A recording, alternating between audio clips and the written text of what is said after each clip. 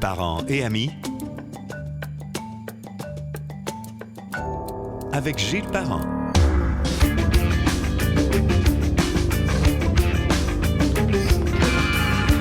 Bienvenue dans Parents et Amis, le balado que je mène pour une 5e année sur gillesparent.com et toutes les plateformes. Oh, mes écouteurs sont forts, je vais être sourd avant la fin du podcast. Donc, sur les plateformes de podcast les plus connues. Mon invité aujourd'hui est un autre morceau important sur l'échiquier du monde des affaires de la région de Québec, un véritable ténor de la restauration grand public, un précurseur et un chef de file du milieu. Il a fondé un groupe de restaurants qui se développe et se diversifie avec succès depuis ses tout débuts, en 79 ou en 87. On va mettre ça au clair dans quelques secondes. Dans sa carrière, mon invité a procédé à l'ouverture de plus de 115 restaurants. Bonjour Jacques Gauthier, comment ça va? Bien, j'ai content de te revoir. Moi aussi, je sais que tu as traversé toutes sortes de problèmes de santé et mon Dieu, j'étais ravi et étonné de te voir dans une forme relative, mais même bonne, parce que je savais pas, j'ai été obligé d'écrire à Pierre Moreau, juste par la bande en disant « Comment va Jacques? Je sais qu'il était malade. » C'est une bonne idée. On pourrait faire l'histoire, oui, des Restos Plaisir. C'est un gros succès à Québec. Puis Jacques va être content de faire ça. Puis bon, te voilà. Oui, malgré les problèmes de santé, je me suis entretenu, le vélo, okay. Le voyage. Ça, le voyage. Ouais. Mais le vélo beaucoup aussi. OK. Eh bien, ça me fait plaisir de te recevoir dans le balado. Ça fait longtemps qu'on s'est vus, mais je sais que, bon, il y a eu des... J'allais dire... te connaissant comme t'es, je me l'ai capable d'arrêter vraiment. Un peu maniaque. Là. Oui, ben j'ai toujours aimé beaucoup cette industrie-là. Alors, c'était un travail, mais c'était une passion. C'était agréable. Le monde alentour de moi était agréable. Mm-hmm. Le client, servir, faire plaisir, ça fait toujours... un beau stimulant. OK. Dis-moi, on va prendre le temps. Ce qui est le fun dans un balado, c'est qu'on a le temps, on n'a pas d'horloge, fait qu'on a le temps de prendre le temps. Et souvent, un des plaisirs pour les gens, c'est de découvrir par où tout a commencé. Tu sais, quand on parle du Cochon d'Inde, c'est un restaurant qui existait et que vous avez acheté France, ta femme et toi. Oui. Ça, c'est le début de votre affaire? Non, c'est pas le début non plus, parce que tu travaillais dans un restaurant avant. Ouais, ça fait depuis 71 que je sévis dans le monde de la restauration. Mais vas-y, raconte-moi le début, tiens. Oui. Bien, j'ai gradué à l'Université de Sherbrooke en marketing et mon premier employeur, c'était Carnation.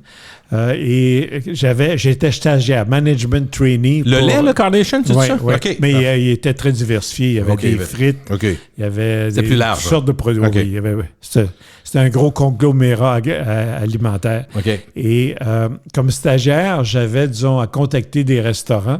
Et à un moment donné, dans un restaurant à Sherbrooke, je donnais des bons conseils à propriétaire qui m'a dit à un moment donné, mais moi, je donne ma démission, mais j'aimerais ça que tu joignes l'équipe. Et effectivement, j'ai eu une belle offre. Là, t'as quel âge à peu près à ce moment-là, en 71, sur les 12? Je devais avoir 24, 25 ans, 26 ans maximum. OK. Et de là, c'était Orange Brew, c'était un compétiteur d'IW, c'était un restaurant service à l'automobile. Et j'étais avec Jean Morin, que tu as peut-être déjà connu, qui était chez Cossette, un des fondateurs de chez Cossette. Oui. Il était propriétaire d'un poste de radio, d'ailleurs, Choix FM. Au début? Oui. Et puis, après ça, j'avais le propriétaire d'Orange Brew me dit, il faut que tu en ouvres d'autres. C'était la période, c'était le début là, du... Restaurant, un pseudo fast-food de famille. Ouais, OK, je comprends.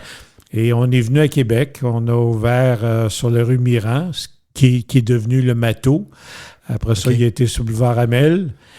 Mais c'était-tu Orange ou c'était AEW à ce moment-là? Non, ça s'appelait Autosnack. Alors, de Orange Brew, qui était spécialisé dans un breuvage à l'orange, qui faisait de la mousse, un peu comme Orange Julep à Montréal. On a rebaptisé en Autosnack. C'était, disons, la période, l'âge d'or des services à l'automobile. C'est vrai, OK. Et puis, on a eu de la difficulté financièrement. À un moment donné, les AEW de Québec, les 3 AEW de Québec étaient à vendre. Alors, on a fait une fusion de... Et est-ce que vous aviez plus les 3 autres, c'est ça? Mais on a converti les Autosnacks en AEW et on est obligé, évidemment, de faire de modifier nos enseignes. Mais ça marchait à IW dans ces années-là? Ça marchait très bien. C'est Autosnac qui n'arrachait. OK, parce que je me rappelle d'être allé à IW sur le boulevard Lormière. Il y avait du monde, là. C'était épouvantable. Non, c'était excessivement bon. Ouais. Et c'est ça qui a attiré Culinard. Culinard était un gros conglomérat il y avait Vachon aussi? Il y avait pas Vachon? Culinard était propriétaire de Vachon. Voilà, OK. Lido, Vio, Grissol, Taillefer, Anco, Unico, il y avait beaucoup, beaucoup de sortes. Et il y avait une tendance vers la restauration. Les gros conglomérats du type Culinard s'en allaient ou faisaient des acquisitions en restauration. OK. Alors Culinard a acquis l'entreprise, qui était une petite entreprise. On ne faisait même pas 20 millions de chiffre d'affaires. OK. Ça, c'était en 1980. OK. Et alors, puis ils m'ont gardé comme directeur général de la section restauration, mais avec le mandat de faire grandir rapidement le côté restauration. Nous, on vendait moins de 20 millions. Vachon en vendait 350 millions. Alors, OK. Tu sais, c'était pas... Il fallait réduire l'écart. C'était ça l'objectif. OK. Et donc, on a créé des Pacini. En fait, à ce moment-là, ça s'appelait la boîte à spaghetti. Oui, je me rappelle de ça. Qui est devenu Pacini. On a mangé du pain. On a fait une quarantaine de Pacini. OK. Il y en avait en Ontario, il y en avait dans la région d'Ottawa, Hull. Ensuite, on a créé un autre marque qui s'appelait Croissant Plus. C'était beaucoup plus que juste des croissants du matin. Alors, c'était des sandwichs, c'était le café, c'était des brioches. C'est drôle comment moi, ça me ramène à des images, parce que j'ai vécu ça, là, c'est sûr. Il y avait Coq-Rôti, avec la famille Béné. Il y avait 18 à IW. Puis on avait aussi les restaurants de Place des Jardins dans le complexe des Jardins. Donc, c'est une grosse croissance, c'est très rapide. Oui. OK. Ben, quand j'ai quitté Culinard, on avait un chiffre d'affaires d'à peu près 50 millions, puis on avait 1500 employés. Quand même. OK. Mais là, donc, revenons à cette... Parce que quand je lis sur Jacques Gauthier, puis les Restos Plaisir, puis le Cochon d'Inde, j'apprends que j'avais eu comme un flash en 79, mais le groupe Restos Plaisir, donc la business, arrive plus tard, en 87. C'est ça? Oui. Faut-tu me démêler ça un peu, là? 79, c'est... les deux fondateurs, c'est Pierre-Yves Saradet, qui est un Montréalais maintenant, et Diana Hamelin, qui ont répondu à une offre du quartier Petit-Champlain qui débutait, qui n'était même pas une coopérative à ce moment-là. C'était deux architectes qui avaient la vision de développer ce quartier-là près du fleuve. Ouais. Et ils se sont installés. C'était un petit café de 37 places avec vraiment les moyens du bar. Il n'y avait pas de lave-vaisselle, il n'y avait pas de hotte de ventilation. Mais c'était de la sandwich puis c'était des desserts. OK. Mais moi, je fréquentais le Cochon d'Inde. Quand on allait au cinéma, on finissait nos soirées au Cochon d'Inde. Avec un sandwich ou un dessert? Avec les deux. Moi, j'y allais pour les deux, all-in! Moi, j'y allais pour les desserts. Puis France, ben, c'était les vieilles pierres. Il y avait un beau décor. Oui, ben oui. Le mur... Est-ce que c'est le restaurant qui opère encore sous Cochon d'Inde? Oui. Mais évidemment plus gros aujourd'hui, on comprend. Oui. On l'a élargi des deux côtés. Oui, je comprends. OK. Oui. Mais c'était le même, c'était lui. Oui, c'est exactement. Donc, vous alliez là en 79, mais... Avant de faire de l'œil, même pas? Non, 80. OK, eux autres ont commencé. Le Cochon d'Inde a commencé en 79. Parfait. L'acquisition s'est faite en 87. Moi, j'ai commencé à fréquenter peut-être 84, 85, Quand 86. est-ce que tu as commencé à faire de l'œil aux propriétaires? Est-ce qu'eux sont arrivés avec un désir de se retirer ou c'est une offre? Ben, on avait des amis communs qui étaient proches de la famille Hamelin et qui m'ont fait part, disons qu'effectivement, ces gens-là voulaient retourner en Europe. Pierre-Yves Saradet était un Européen. Et comme on fréquentait, puis moi, avec Culinard, c'était bien. J'avais été nommé vice-président responsable de la division restauration. J'avais un très bon lien avec le président. Des bonnes conditions, mais rendu là? Oui, j'étais... très à l'aise financièrement. OK. Parce que ça marchait, dans le fond, puis Oui. probablement qu'on te donnait du crédit. Mais j'avais 42 ans quand j'ai fait l'acquisition du cochon d'Inde. Je passais le dimanche soir jusqu'au vendredi soir à Montréal, dans les hôtels, à voyager, à trouver des sites, aller en Ontario, aller, disons... un peu Condamné partout. à développer, dans le fond, c'est ce que tu faisais. OK. C'était difficile. J'avais 2 jeunes enfants, puis avec France qui, à un moment donné, j'avais une décision à prendre. OK. Et l'opportunité du cochon d'Inde était, disons... ce qui De m'a permis ramener de les faire deux le pieds à Québec, dans le fond. C'est un peu ça. OK, puis sans savoir, évidemment, avec un restaurant, même par rapport à ce que tu faisais juste avant, c'était plus petit, là, Je comme... voulais être relax. Je voulais servir les amis. Je me OK. voyais avec le tablier, OK. le verre de rosé, puis... Tout allait, là. pour moi, c'était vraiment... je tripais sur OK. cette idée-là. OK. Mais c'était un choc culturel parce que tu peux pas passer d'une entreprise avec 1500 employés puis être pris avec des problèmes de plonge puis des problèmes de terre à terre. Alors, c'est là qu'à un moment donné, j'ai fait un aparté de 2 ans en radio. Il y avait une opportunité avec... C'est Rock Détente à l'époque? 107.5. OK, ouais. c'est ça. Ouais. Rock ma tante. Ouais. Comme on appelait. Mais dans le fond, est-ce que tu as vendu ou tu as gardé le cochon d'Inde? Non, c'est... puis France, qui était mon associé, Oui. dans la vie et dans les affaires, a pris la gestion. Et c'était assez... Toi, c'était trop pour toi au départ? C'était comme non, un... ça me stimulait pas. OK, parce je comprends. que c'était des problèmes trop terre à terre. OK, parfait. Et, Tu pensais que tu arrêtais à ce moment-là. Quand tu t'en vas en radio, tu changeais de carrière, toi, dans ta tête. Ben, OK. c'était... Oui. Oui, Mais, OK. tu sais, j'aimais la musique. Oh oui. J'aimais le contexte. Ça marchait, le 107.5 aussi, voyons donc. C'était les belles années. Hein. Ben Alors, oui, on avait, faut le dire. Oui, oui. On avait des bonnes codes Des codes d'écoute, ouais. très dominants, une Ouais. écoute stable. Oh, oui, Ouais. moi, je connais la radio pour y avoir passé ma vie. Puis on se disait tous, mon Dieu, j'aimerais ça travailler là parce que ça a l'air pas trop compliqué. Puis c'est une machine de guerre, ouais. dans le sens où c'était rentable, Ouais. puis c'était efficace, puis tout Ouais. le monde écoutait. Ouais. Mais tu as fait 2 ans, donc en radio. Oui. Et à un moment donné, ben, c'est parce qu'on m'avait demandé de congédier les 3 animateurs et pour moi, c'était un conflit d'éthique puis de travail. Okay. Parce que cet animateur-là avait des contrats de travail. Mm-hmm. Puis tu connais probablement celui qui m'a donné la directive et finalement, il m'a dit, c'est toi ou c'est eux autres. OK. Alors, j'ai dit, je pense que je vais partir, mais je me suis négocié une bonne clause, OK, une bonne clause avant de de partir. séparation. Ton idée, à ce moment-là, tu sais même pas si tu vas retourner au Resto Plaisir? Ou, ben, en fait, non, je retournais à ce moment-là, c'était juste cochon d'Inde. c'est ça, il n'y avait même pas de Resto Non. Plaisir. OK, bon. Alors là, j'ai fait avec les sous de cette offre-là, j'ai acheté le cochon d'Inde de la rue Boulevard René Lévesque. OK. Qui avait à ce moment-là, c'était l'épicerie méditerranéenne. OK. Mais il y avait une très belle terrasse à l'arrière. Alors, c'était, disons, le deuxième, qui a ouvert aussi avec beaucoup de succès.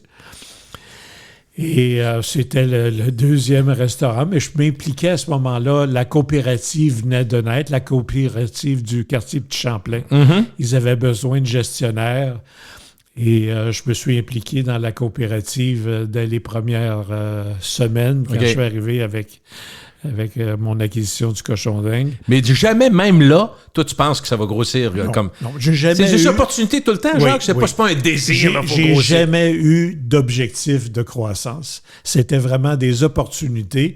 Puis finalement, je pense que je suis un peu entrepreneur dans l'âme ou promoteur dans l'âme. Jacques, s'il vous plaît. Fait qu'à un moment donné, ça prend pas grand-chose pour me titiller.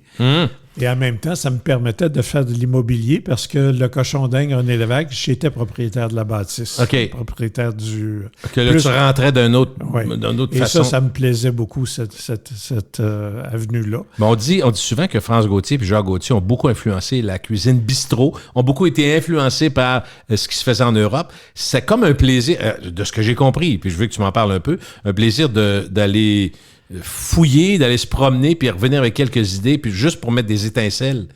Bien, c'est vrai, tu sais, quand on voyageait souvent en France, je suis en amour avec la France, et j'avais eu une invitation pour donner une conférence avec la Maison du Québec. OK. Et à des restaurateurs français, parisiens, et on échangeait, disons, sur nos façons de faire. Puis à l'heure du dîner, les gens de la Maison du Québec m'invitent dans un restaurant qui s'appelle le Relais d'Entrecôte. Ah oui. Quand on arrive au Relais d'Entrecôte, ils ne te passent pas le menu, ils te demandent juste quelle cuisson. C'est vrai, hein? Alors, c'est ce que tu as sur le menu. Et frites, c'est ça au départ. C'est steak frites. Steak frites et tout. Il y a juste ça. Moi, je croyais pas ça, mais pourtant, quand j'ai vu les fils de gens, j'ai dit, OK, toi aussi, tu as dû être surpris un peu. Mais j'ai cliqué sur, effectivement, cette formule-là. Puis je me suis dit, je vais le faire au Cochon d'Inde. OK. Ouais. Steak frites. Ça a été le premier gros succès au Cochon d'Inde? De ton époque, oui. Okay. Oui, parce qu'on a fait une rénovation, parce que, comme j'expliquais tantôt, le Cochon d'Inde, en 87, quand on a acquis, il n'y avait pas de hotte de ventilation, il n'y avait pas de... On a un petit chien qui se promène autour, mais oui.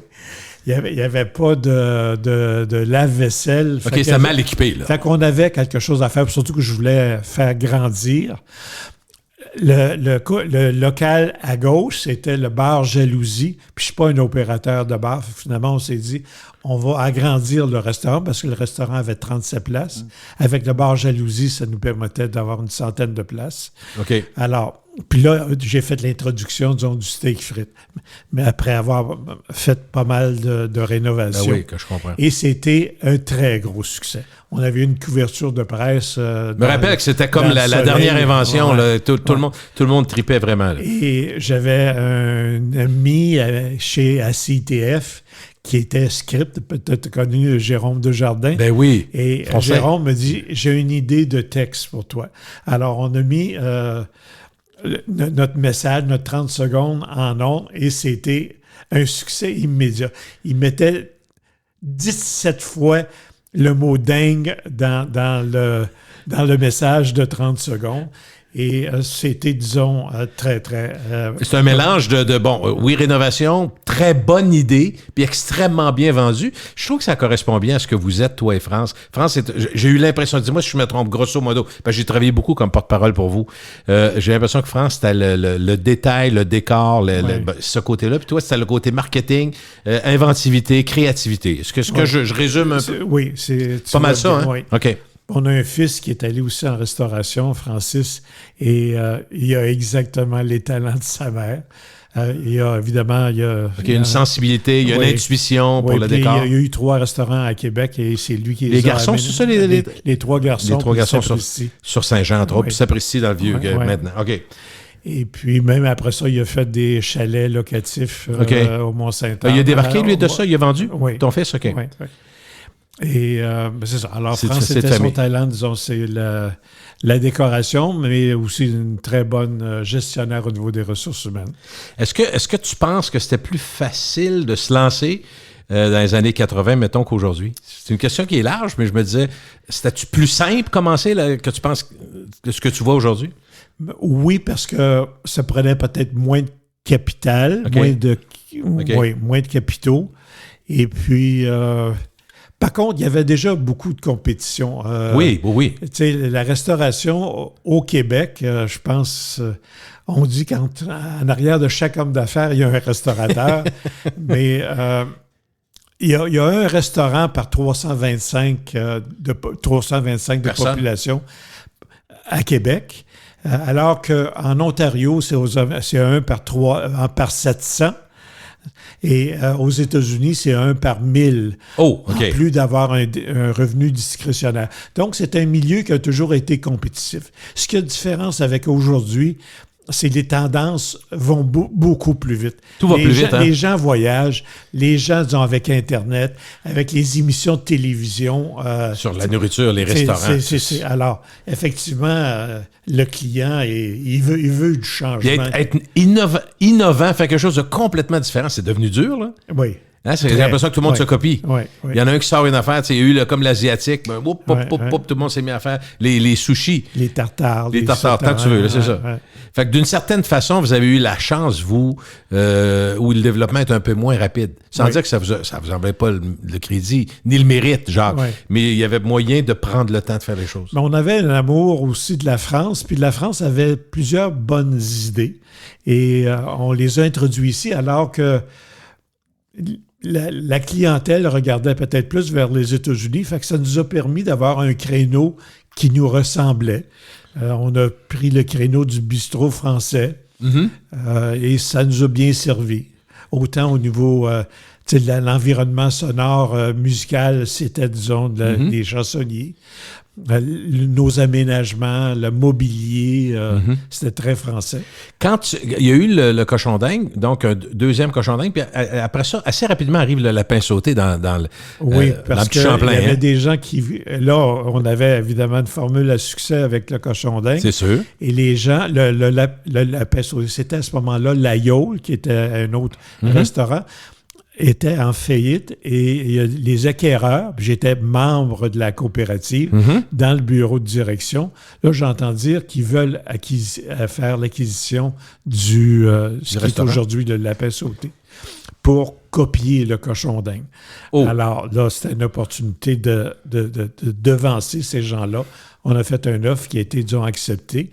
On a commencé en rebaptisant le local de l'Aïeul en lapin sauté. Puis lapin sauté, il faut voir, c'est un clin d'œil à cochon d'Inde, lapin sauté. Alors, mais on n'introduisait pas de lapin, c'était, disons, strictement... c'était un nom accrocheur? Oui, c'était un nom accrocheur. Mais il n'y avait pas de dire on va être les représentants de l'industrie du lapin, là. Non, pas du tout. Et à un moment donné, ça ne levait pas de terre. Et puis, on a fait des groupes de discussion avec Pierre Moreau, d'ailleurs, qui était mon conseiller. Et là, on avait récolté beaucoup de bonnes idées qu'on a traduites, dont, entre autres, l'introduction, disons, du lapin. Pendant longtemps, le lapin sauté était le plus gros consommateur de lapin. Puis on achetait le lapin entier. Alors, on coupait, disons, les différentes parties. On prenait... Et on en voyait peu au Québec, On prenait le gésier, le foie, pour faire une salade. On faisait, disons... on faisait une tourte avec la viande effilochée. On avait l'érable de lapin. On avait 3 sauces. Mais toi qui voyageais avec France, vous envoyiez du lapin en Europe. Dans les bistrots français, il y en avait du lapin. Mais au Québec, c'est très rare. C'est très rare. Bien, c'était un bon succès. Puis évidemment, on avait un bon site en bordure du Cap, l'autre bord de la rue du Théâtre Petit-Champlain. Alors, mais c'était à ce moment, la journée où on a introduit les changements, c'est vite devenu un des restaurants les plus achalandés par siège. Il y a des... Pas très grand, d'accord? Non, il y a juste 32 places, plus la terrasse l'été, mais c'est un restaurant qui fait un chiffre d'affaires dont vous ne pouvez pas vous imaginer. OK, donc il est toujours... Puis ça doit être encore comme ça parce qu'il est unique, dans le fond? Oui, c'est oui, pas... mais puis les gens du Château Frontenac, entre autres, Anne McKenna, qui était la concierge en chef, nous référait. Elle avait pris... quelqu'un qui voulait quelque chose de très particulier, c'est ça. Je vous envoie là. Séduire un Américain, c'était de l'envoyer au lapin sauté. Quelle bonne idée, effectivement. Ouais. Est-ce que, Jacques, au fil des années, un de tes plaisirs, ça a toujours été de créer, de mettre de l'avant le marketing et tout le visuel de vos restaurants? Moi, j'ai toujours marqué la qualité puis le soin porté au visuel et à toute la communication. Mais as-tu été capable de garder au fil du développement ce plaisir-là aussi, la gestion des hormones, les horaires, les employés? Peut-être ton organisation a fait que tu n'étais pas obligé de tout faire non plus. Non. Tu sais, je sais qu'il y a José Allé qui est arrivé, qui était une solide. On avait tu sais, il y a eu des gens qui ont grandi avec nous. Ben oui. Il y a José qui s'est joint à l'organisation en quelle année? En 90, avec l'acquisition du Café du Monde. Okay. Et José est une opératrice, je dirais, hors pair. Même encore aujourd'hui, j'ai rarement vu quelqu'un aussi... polyvalente que ça. Josée est bonne avec les gens, est bonne avec l'opération comme telle, elle est bonne avec les chiffres, parce que c'est important, disons, de savoir, calculer. Ouais. Et, est-ce qu'elle travaille toujours dans le domaine? Parce qu'elle avait quitté à un moment donné. Non, Josée une légère retraite? Même avant moi. C'est une joueuse de golf OK. qui profite beaucoup, disons, de la Floride les mois d'hiver. Parfait. Pourquoi pas? Ouais. Qu'est-ce que tu dirais au fil du temps? Est-ce que tu aurais pu imaginer que dans ta carrière, parce que là, tu peux, on n'est pas ici pour faire ton hommage mortuaire, là, mais dans le fond, tu en as fait pas mal d'affaires, tu sais. Fait que je me dis, tu n'aurais jamais pensé à un moment donné m'ouvrir 115 restaurants dans ma vie, là. Non, c'était pas une... Ben, à part de mon passage chez Culinaire, qui... vraiment, c'était important. Qu'il fallait que je développe. D'où on est passé, tu sais, jusqu'à 40 Pacini, une quarantaine de croissants plus.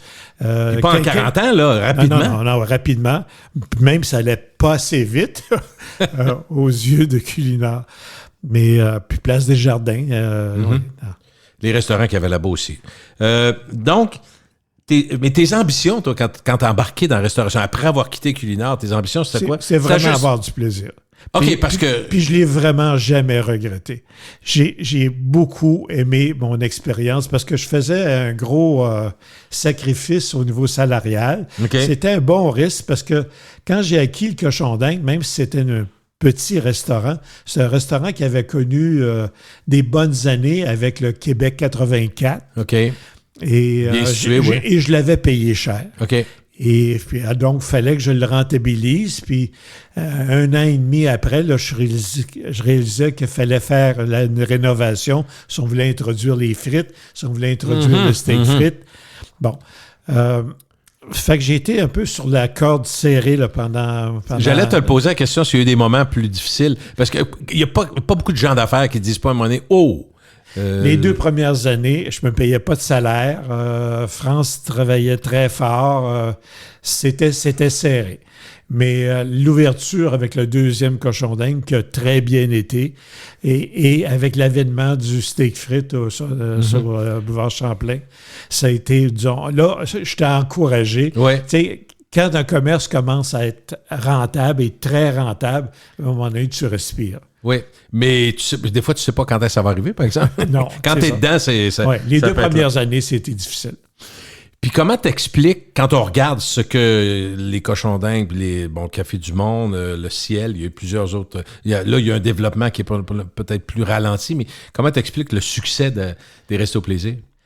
Je pense qu'on faisait les choses bien. T'sais, on faisait des choses ordinaires, puis c'était pas... moi, je suis pas un... je me qualifie pas d'un génie. C'était que je voyageais. Tu tenais au courant des tendances? Je lis beaucoup. Et puis des revues, là, pas juste les revues québécoises. Je suis abonné à des revues françaises, je suis abonné à des revues américaines. J'allais à tous les salons de restauration aux États-Unis, en Europe. Puis on passait à l'action. Tu sais, les fameuses chaises bistrot du Cochon d'Inde, mais c'était 400$ la chaise. Et bâtins! Et Seigneur, chaque matin, France arrivait et elle comptait ses chaises. Puis c'était de l'art. Puis c'était une période où on n'était pas si riche que ça. Mais vous disiez, ça va donner... Ben, ça va donner un cachet.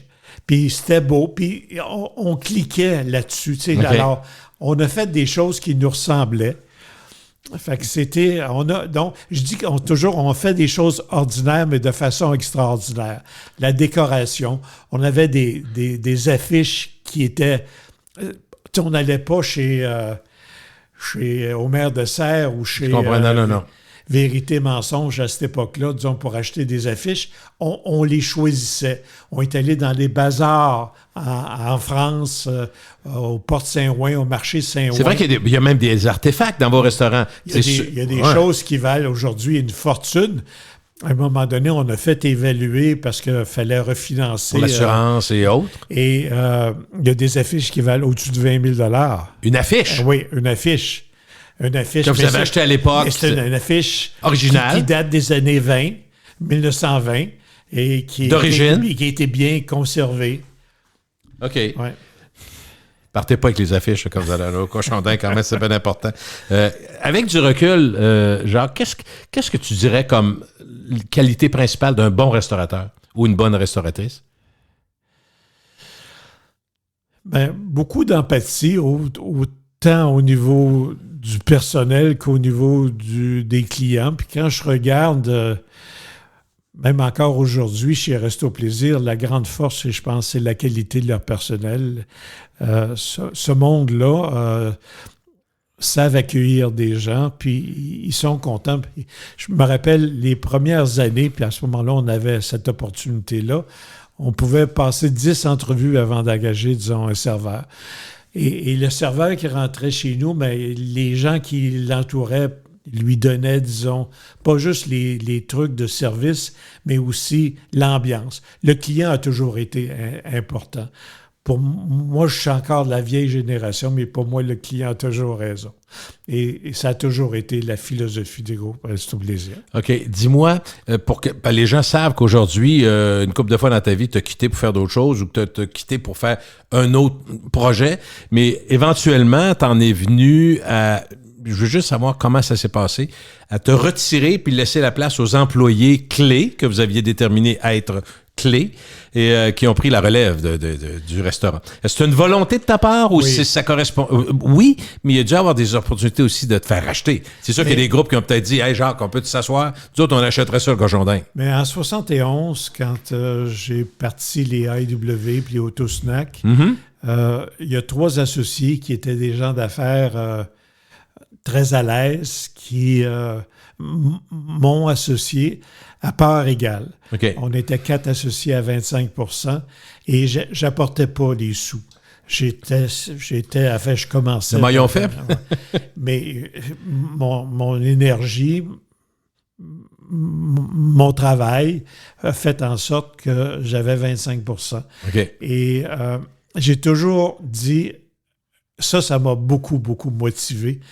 Et j'ai toujours dit, parce qu'on avait des très bonnes personnes à l'intérieur, tantôt on a parlé de José Allé, mais je pourrais t'en nommer une dizaine qui sont encore là aujourd'hui, qui ont fait la différence.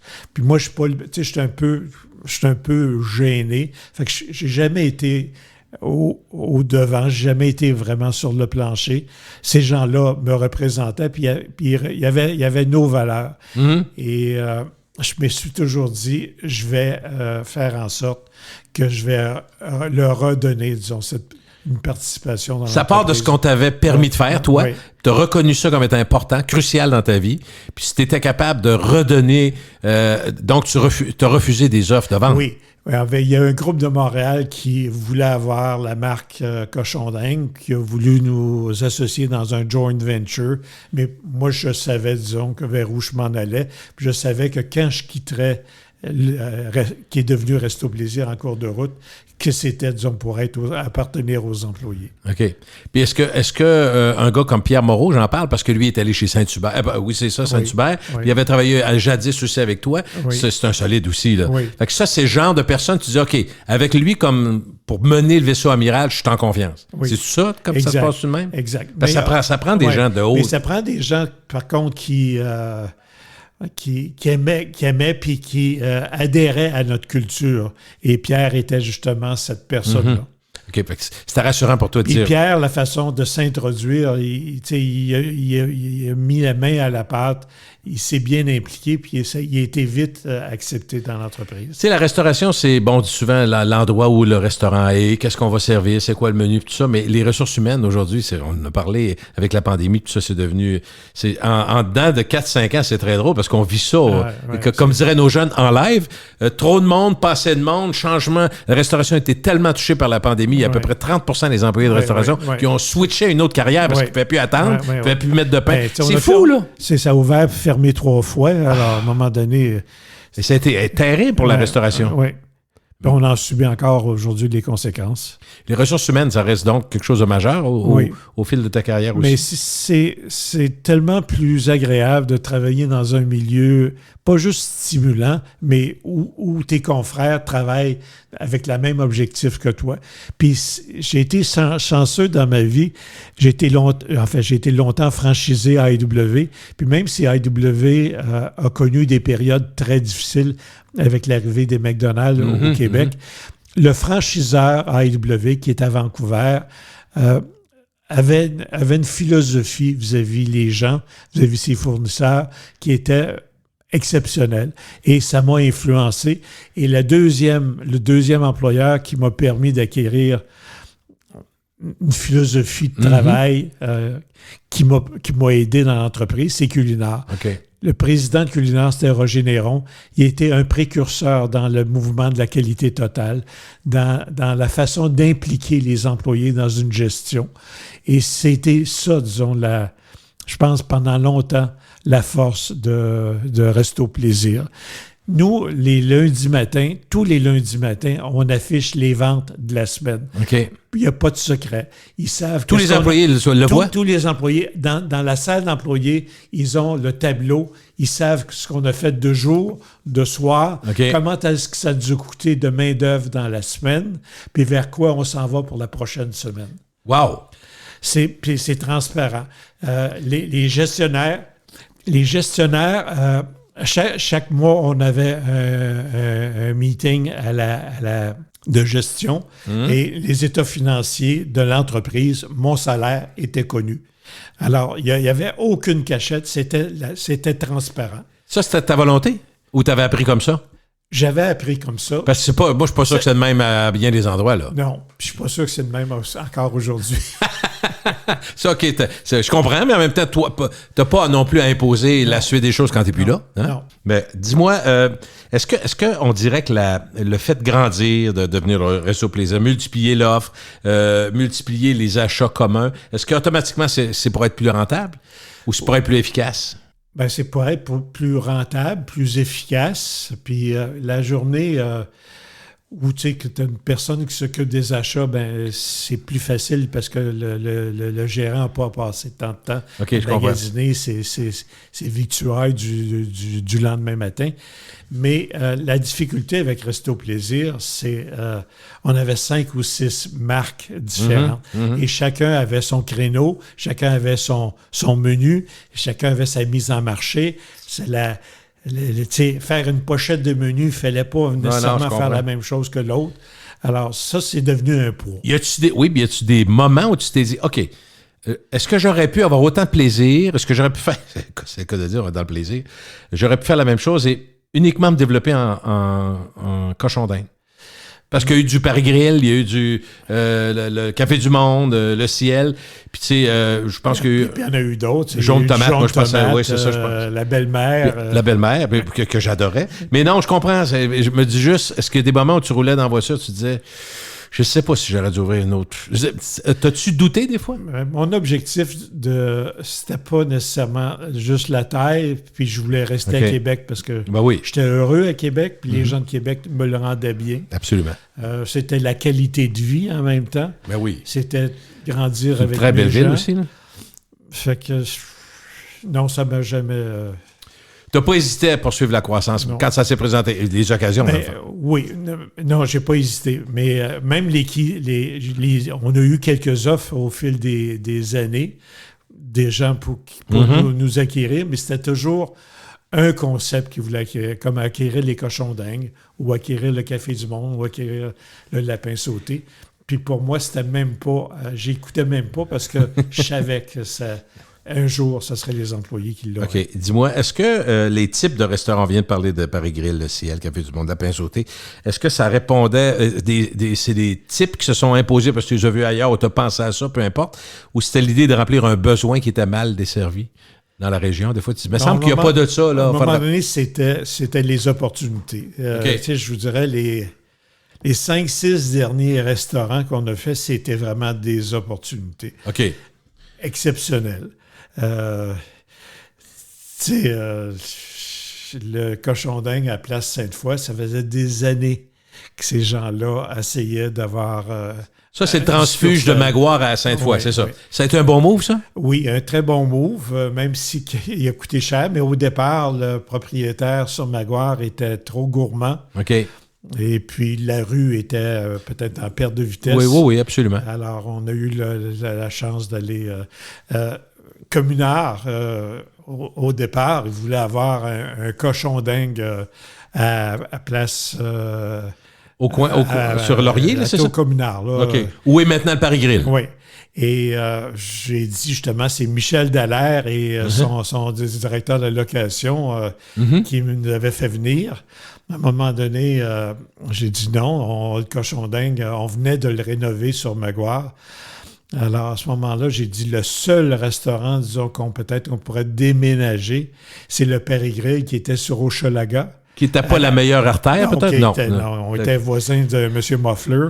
Je sais que tu as travaillé fort à Tabac. On a travaillé ensemble. Oui. Il y a eu quelques succès quand même, mais Oui. c'était compliqué. Et alors, ils sont allés souper ce soir-là, Michel Dallaire et son associé à la location. Puis le lendemain, il me rappelait.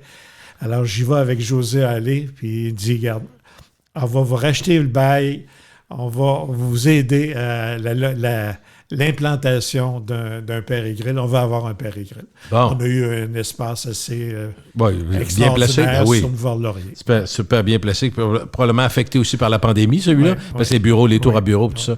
La plupart des tours à bureau vivent ça aussi. Qu'est-ce qui a le plus changé dans la restauration? On dirait que dans les 5 dernières années, ça a changé en fou. Tu me disais que tout allait plus vite. Est-ce qu'il y a que ça ou il y a d'autres choses aussi? Ben d'abord, les projets coûtent beaucoup plus cher. On a été pris dans ce tourbillon-là. Il y a des succursales, dans les dernières succursales de Resto Plaisir, je ne les nommerai pas, là, mais on dépasse les 3-4 millions. Hein, pour faire de la restauration à prix raisonnable, moyen. C'est faut que tu fasses du volume. Par année, là, ça qu'on comprend, 3-4 millions. OK. Puis est-ce que l'idée que tu as eu, opportunité, je vais enlever idée, je vais prendre opportunité d'acheter, par exemple, des édifices comme sur René Lévesque, ça aurait dû ou ça aurait pu être le B.A.B.A. des Restos Plaisir? Vous êtes locataire par endroit? Oui, mais tu sais, le restaurant, c'est avant tout un commerce de détail, puis le commerce de détail, ce qui fait la différence, c'est la location, la localisation. Je suis d'accord. Alors, à un moment donné... Même si c'est un édifice qui... T'es séduit rapidement par ton emplacement. Fait que... Ça reste fondamental, à ton avis? Oui, oui. Est-ce que, tu sais, on dit location. En termes de restauration, dirais-tu, Jacques, avec l'expérience que tu as, puis ta vision personnelle, que l'endroit où va être le restaurant est plus important que ce que tu vas y faire? Aussi important. Okay. En tout cas, certainement pour le départ. Okay. Quand on a déménagé le Café du Monde, parce qu'il fallait le déménager. Oui, parce qu'il était bien placé? Oui. Hey, moi, j'ai passé les soirées-là avec le piano, puis tout. Hey. On était nerveux, José et moi, là, et France. Au terminal du Vieux-Port, ouais, enfin. Okay. On était à l'arrière. Pas visible de la rue? Non, c'est un deuxième étage. Ça aussi, c'est toutes des choses qui sont contre-productives pour un restaurateur. Mais vous n'aviez pas le choix, c'est ça que tu dis? Non, c'est ça. Il fallait déménager. On s'est agrandi. On a fait un beau restaurant. On était à bordure du fleuve. On en a profité. Et le port de Québec a été très généreux avec nous pour nous convaincre. OK. Et on a fait un bon marketing aussi. Mais il y a un succès. Est-ce que peut-être, je ne sais pas, c'est commencé aujourd'hui, mais ça a marché quand même assez longtemps? Oui. Là? On a doublé le Café du Monde qui était au coin d'Alousie et Côte-de-la-Montagne fonctionnait très bien. C'était une référence pendant longtemps. Quand on est déménagé, on a doublé nos ventes. Wow! Ouais. Est-ce que quand tu regardes les restaurants que tu as opérés puis qui sont opérés maintenant par les employés qui ont été vos employés dans le temps, est-ce que tu dirais que il y a des employés, est-ce que tu sais s'il y a des employés qui ont quasiment fait toute leur carrière dans vos restaurants? Oui, on a une personne, je vais la nommer, José Potvin, ça mérite. Oui. José Potvin est arrivé comme pour emploi d'été chez nous. Elle était... étudiante, présume? Non, mais elle était emploi d'été. OK. Comme serveuse. OK. Et elle est aujourd'hui responsable de la division cochon d'Inde. Puis ils vont ouvrir leur 8e cochon d'Inde à Montréal. Et c'est elle, disons, qui gère tout ça. Et José avait un bac en communication. Elle a passé toute sa vie avec Resto Plaisir. Est-ce qu'aujourd'hui, tu dirais que c'est plus compliqué ou plus important qu'avant de même contrôler les coûts en restauration?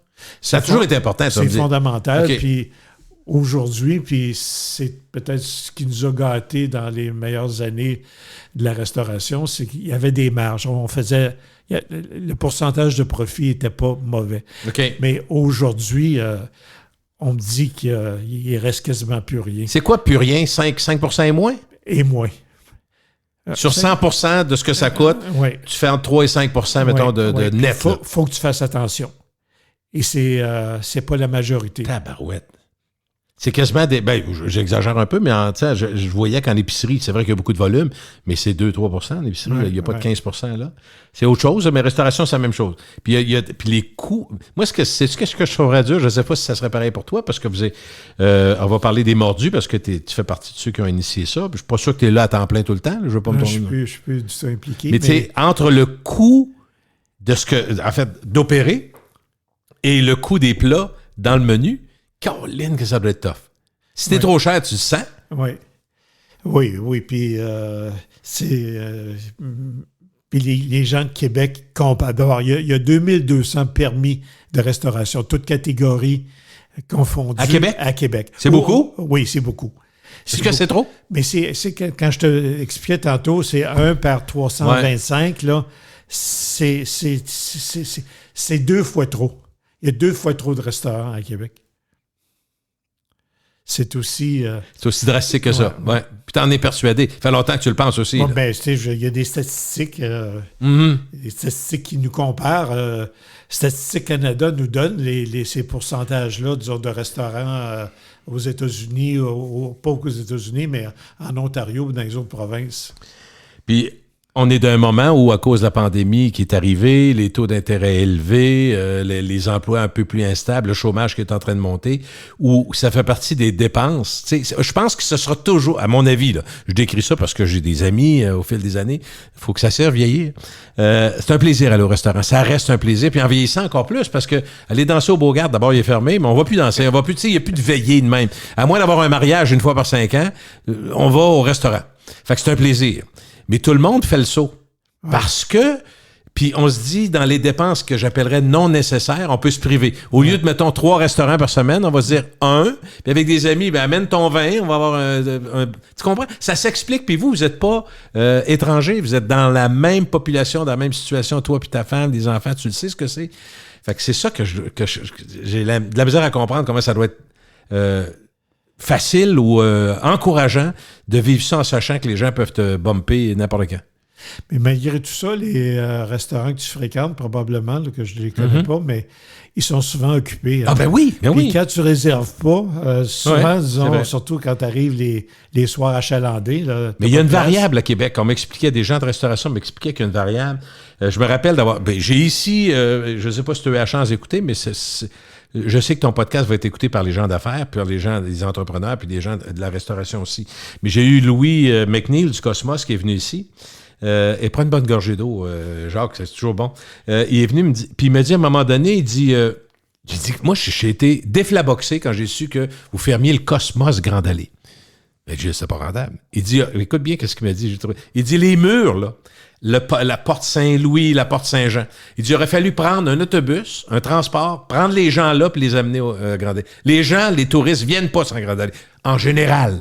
Puis il m'a comme allumé une lumière, puis j'ai parlé à Yannick Parent, qui est beaucoup dans le vieux, puis il dit, le vieux, même le vieux port, c'est pas le vieux port, c'est souvent le petit Champlain qui marche bien. Le vieux port, c'est pas partout, ça marche pas partout. Fait que tu sais, toi, tu connais ces variables-là.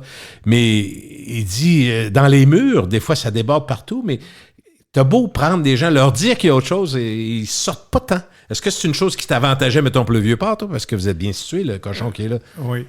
Oui, bien, le petit Champlain a toujours bien tiré son épée du jeu. Mais, tu sais, le lapin sauté, c'est la même chose. C'est fou, là. Ouais. Ah oui.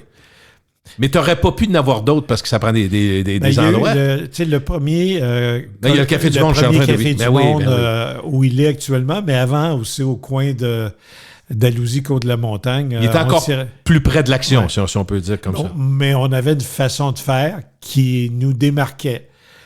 T'sais, il y a des gens, là... le party poignant. Monsieur Labombe avait sa table, là, tous les jours de la semaine. Si à 12h10, il n'était pas là, on la donnait à quelqu'un d'autre. Mais moi, le soir, je me rappelle, le party poignant. Il y avait, tu sais, un peu comme certains serveurs forts en Europe. Il y a un serveur qui allait s'asseoir au piano et ça se mettait à chanter. C'était fou. Je ne dis pas que ça se fait plus, là. Mais il y avait je sais pas, une simplicité, une improvisation qui était... On a fait beaucoup de choses. On avait un très bon chef, Préjean. José Allé était la directrice. Ça mettait de l'ambiance. On avait du bon personnel. On était les premiers à introduire le vin au verre. Et premier à Québec. À Québec. Mais parlant de premier, donc les vins au verre, ça n'existait pas. Les carafes ou juste le verre? Vin au verre. Vin au verre. Mais qui était, disons, dans un cellier à la juste température. Le blanc était à une température, le rouge était à une autre température. Ça a été très apprécié. Mais on avait, disons, quelque chose pour préserver. Tu sais, une fois que tu ouvres une bouteille, elle peut vite se perdre. Mais il y a 30 ans, c'était moins commun, vu que vous étiez avant-gardiste. Oui. OK. Mais dis-moi, est-ce que c'est pas vrai aussi que vous avez été les premiers à populariser l'habitude d'aller déjeuner au restaurant? Oui, parce que... Je n'ai pas dit inventer, populariser. Parce que vous avez mis le paquet au cochon d'Inde, je pense. Oui. Mais on avait l'offre de café qui était généreuse. On faisait nos confitures. On donnait un choix de 5 choix de pain. OK. Donc, ça a paru. Mais ça a été... On a réchauffé les laits. C'était l'expresso. Et puis on réchauffait l'expresso ou l'allongé. Aujourd'hui, tu payes pour ça habituellement, là. Je comprends. On avait un très bon chocolat chaud. Oui. Cochon.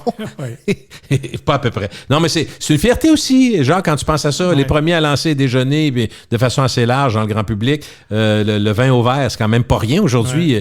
Puis, tu sais qu'avec... Aujourd'hui, il y a pas un commerce qui pourrait impossible. Survivre sans vin au verre. Mais l'autre affaire, c'est que ce qu'on a noté comme observateur journaliste, c'est que les vins au verre ont monté aussi. Oui. Parce que les gens prennent des vins au verre. Fait que tu comprends que c'est pas une question juste... Il faut que tu sois rentable aussi. Là. Oui. Si quand on a commencé le vin au verre, on prenait le prix de la bouteille divisé par 5. Alors qu'aujourd'hui, disons, tu rajoutes... un petit peu, oui, quand même. Je veux qu'on parle un peu, on a glissé quelques mots dans le podcast des Mordus. J'ai pas été surpris personnellement de savoir qu'il était revenu à tes amours en lançant la brasserie des Mordus dans l'hôtel Clarendon. C'est encore une fois une opportunité ou c'est un... Explique-moi la genèse de ça, Jean. Ben, quand j'ai quitté Resto Plaisir... c'est en quelle année, c'est à peu près? Les Mordus, c'était en 2019. OK. Décembre 2019, on a fermé en mars 2020. Timing, hein? Mais quand j'ai quitté Resto Plaisir, c'était en 2017 et j'avais à ce moment-là l'autorisation, parce que quand tu quittes une organisation comme ça, ils avaient fait l'acquisition, disons, de mes parts. Et, ils t'ont pas empêché de continuer si tu voulais? Non. Pas ce que il fallait que ça soit dans un milieu qui ne soit pas compétitif avec les restos plaisir. Les restos plaisir. Les bannières. Et puis j'avais identifié à Pierre, je voulais disons m'en aller dans le poisson fruits de mer. Belle-mère prise 2, on peut-tu dire ça? Exactement. C'était omniprésent dans ma tête. Et on a fait le tour avec 2 associés, Martine Plante, qui était une ancienne de Resto Plaisir, Emmanuel? Et Emmanuel Villa. Et c'était mes 2 associés. Et puis, alors, on a trouvé dans l'opportunité du Clarendon qui venait de subir un incendie et qui rénovait et qui a accepté, disons, de nous accueillir comme... OK, c'est vous qui avez sollicité dans ce cas-ci? Oui, OK. Oui. Vous trouviez que l'endroit était parfait, c'est ça? Ben oui, t'es proche. Ben oui. Le Vieux-Québec m'a bien desservi au fil des années. OK. Puis finalement, écoute, ça a été dur à juger. Vous avez commencé pour s'en refermer. C'était difficile. La première année, deuxième année. Puis pas juste à cause de l'emplacement. Le domaine des chefs n'est pas toujours facile. OK. Et souvent, les chefs veulent être très créatifs et tu ne peux pas leur faire n'importe quoi. OK, je comprends. Je pensais que c'était le prix, tu allais me dire, parce que je me rappelle que Louis McNeil me disait la même affaire. Il dit, Gilles, des fois, tu as des sous-chefs qu'on est rendu à 60, 70 000. Tu peux pas avoir des plats à 12 piastres tout le temps. Là, quand tout le monde, les salaires montent en fou. Gérer ça, c'est compliqué aussi. Alors, c'était difficile. Plus la pandémie, puis j'avais des problèmes de santé. Tout ça cumulé ensemble, à un moment donné, j'ai... Mais t'es plus là non plus, là, au Mordus? Mais je coach un petit peu. C'est une des 2. Là, c'est Emmanuel qui a repris l'ensemble et qui se débrouille très bien. Le commerce va très bien. Elle me rappelle José Allais un peu, par son sourire, sa bonhomie et le plaisir qu'elle dégage à travailler. Tu sais, ça se voit, ça. Hein? Oui, puis elle est omniprésente en salle. Puis, OK. Dis-moi, est-ce que tu voyages encore? Moins, mais je voyage beaucoup en croisière. C'est plus simple? C'est facile, oui, mais c'est aussi en famille. On a commencé ça il y a quelques années. OK, tout le monde, venez-vous-en, on s'en va ensemble. On a chacun, disons, nos cabines et c'est agréable. Et je fais aussi beaucoup de voyages de vélo en Europe. Au mois d'avril, j'étais avec assistance électrique? Le premier, j'ai fait, je pense, surtout que c'était la Hollande, fait que je me suis dit, c'est plat, j'ai pas besoin de vélo électrique. Mais après, la troisième journée, il y avait des vents de 50 km à l'heure. Alors, t'es allé voir le locateur? Il y en a un qui s'est plaint que son vélo électrique ne lui convenait pas. Alors, on a fait un échange. OK, vous avez été parfait pour ça. Est-ce que tu pourrais dire que tu es encore un bon client de restaurant, Jacques? Moyen. Qu'est-ce que tu entends par moyen? Dans quel sens? Tu ne vas pas souvent ou tu es trop critique? Souvent. Oh non, on reçoit beaucoup à domicile. OK. Je me suis acheté un Napoléon, là, un très beau Napoléon. OK. J'ai suivi des cours avec de cuisson barbecue, OK. Barbecue Québec. OK. Et ça a plaisir changé là. ma vie. OK. Bien, recevoir à la maison aussi, c'est plein de... Bien, d'abord, il y a comme un côté participatif, social, intéressant. Oui. Souvent, les gens aiment ça de prendre les vins qu'ils veulent, choisir. Tu sais, il y a un côté... Et t'as pas d'heure. Les gens arrivent tôt, moi, 4h30, 5h, puis on prend un long apéro avec du bon vin, puis la soirée passe rapidement. OK. Si tu avais 20 ans aujourd'hui, est-ce que tu te lancerais encore en restauration? Ça prend une idée exceptionnelle, une idée où tu es capable de te démarquer, puis ça prend un Moses de bon chef. Sinon, je serais bien plus dans l'hôtellerie. Je regarde aller le groupe Germain qui ont commencé en restauration. C'était quoi le restaurant, eux autres? C'était le cousin Germain? C'était le cousin Germain avec Christiane. Oui. Mais, ça, c'était dans le stationnement en face du Walmart sur Laurier. C'est ça. C'est ça, hein? Oui. OK, on se comprend. Et avec le père aussi, c'était les fiacres. Le fiacre, oui. La famille, on oublie ça, bâtin. C'est ceux qui ont sacré ça là, les restaurants, ou presque. Ouais. Là, c'est l'hôtel. Oui. Si tu avais 20 ans... avec le talent que France a au niveau de la décoration, l'ambiance, je regarde juste ce que Francis a fait avec ses chalets locatifs au Maelstrom, puis à Baie-Saint-Paul...